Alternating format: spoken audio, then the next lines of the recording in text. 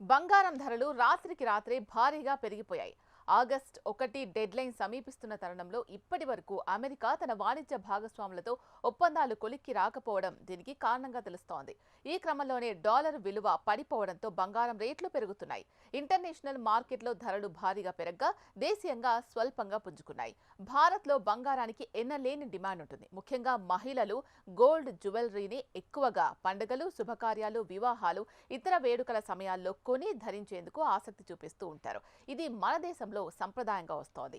ఇంకా బంగారం పెట్టుబడులకు కూడా మంచి సాధనంగా పనిచేస్తుంది. అందుకే ఎప్పుడు ఇక్కడ డిమాండ్ తగ్గదు. అయితే గత కొంతకాలంగా అంతర్జాతీయంగా మిడిల్ ఈస్ట్ లో యుద్ధ పరిస్థితులు, అమెరికా అధ్యక్షుడు డొనాల్డ్ ట్రంప్ పలు దేశాల దిగుమతులపై భారీగా సుంకాలు విధించిన కారణంగా అనిశ్చితి ఏర్పడి సురక్షిత పెట్టుబడి సాధనమైన బంగారానికి మంచి డిమాండ్ వచ్చింది. దీంతో రేట్లు కూడా ఊహించని రీతిలో ఆకాశాన్ని తాకాయి.